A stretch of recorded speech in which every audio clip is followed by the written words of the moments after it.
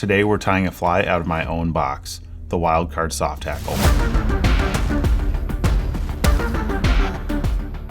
Hey everyone, Matt here with the Northern Angler in Traverse City, Michigan. You can find all the materials for this fly and lots more at thenorthernangler.com. This is a fly with tons of borrowed elements. I like this classic soft hackle style with a little bit of exposed shank and bend in the back end, and then a really buggy thorax with a beautiful partridge feather up front. It's a little bit classic, it's a little bit new, and it's fun to swing for trout. All right, with your hook securely in the vise, start your thread right at the eye. And here I'm just going to work back to the point of the hook. That's where we're going to tie our tails in. So I'm really looking for that thread when I drop it down to intersect with the point. Here I'm just going to create a small little thread bump. I'm just trying to put wraps right on top of each other. Then we're going to grab our tail material. This is CDL. Grab a feather.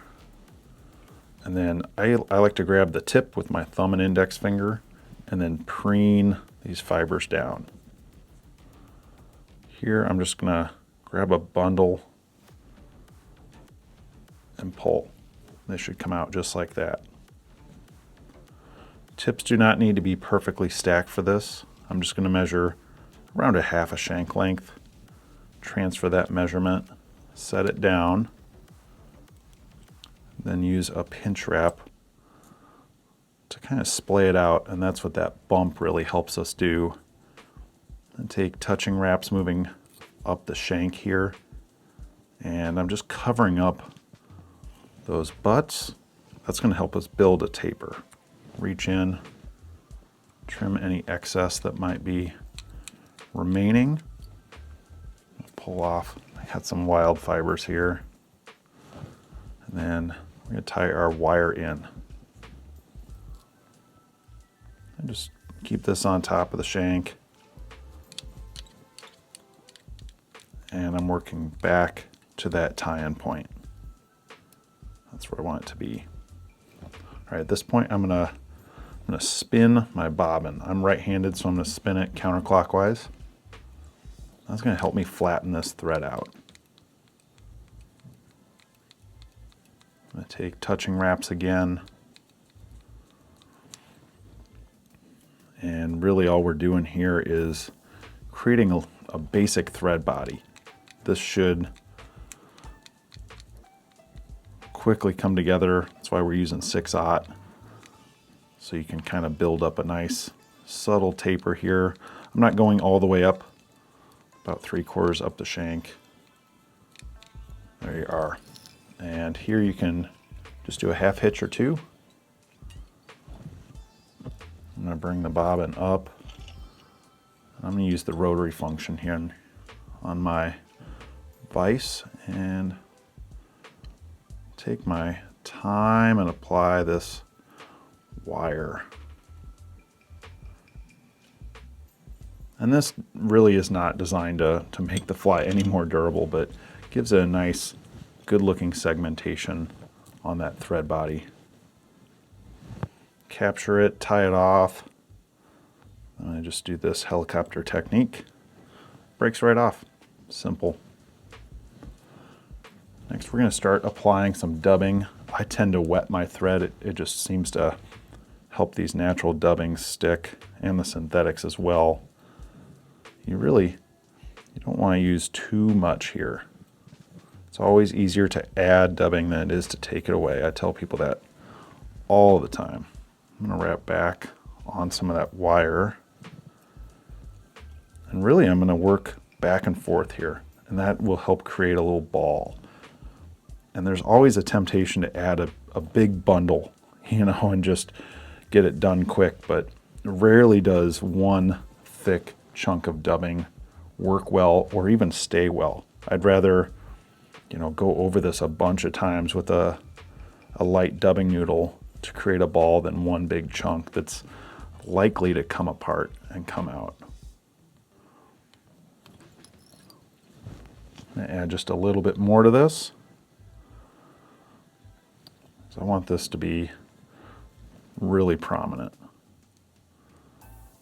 Okay, great. All right, before I add my next material, I'm gonna grab my Velcro tool. And this just, I mean, this just makes the fly for me, is having this really buggy dubbing ball. I just think it looks great.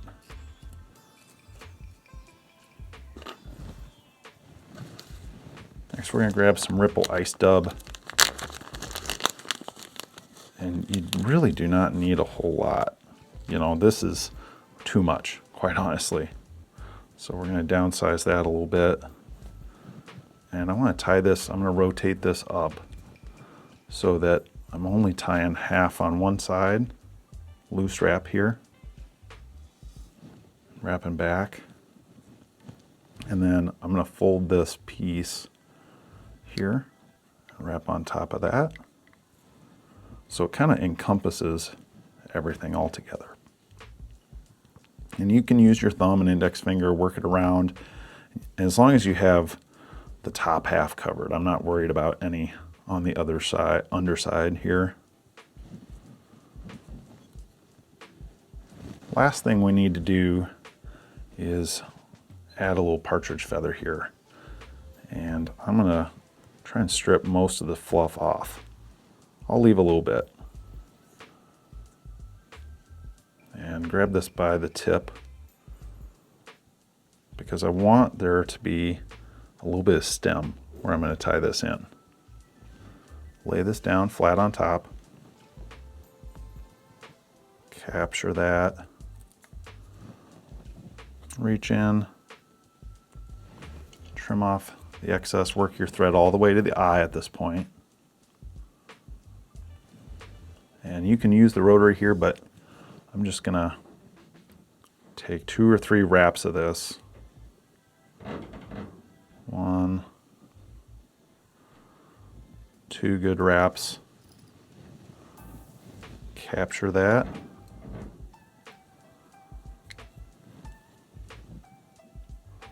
Reach in, trim that stem. Work that back. And then I'm gonna create just a very basic thread head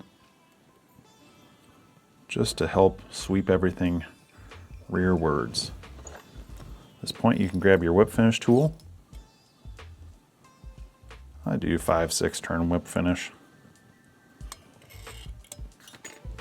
Trim your thread. Looks like I caught one little fiber, but all right, that's the Wildcard, everyone. I hope you get a chance to tie some of these up and give them a try on your local stream soon. We'd love to hear from you. Leave us some comments down below. We always like hearing feedback and suggestions and what you all think about these tutorials. We have a lot of fun doing them. If any of this was helpful, think about giving us a thumbs up. It's a big help for us. It helps get our stuff out there so other people can find some fun patterns to tie up. We hope to see you all very soon in the shop or out on the water.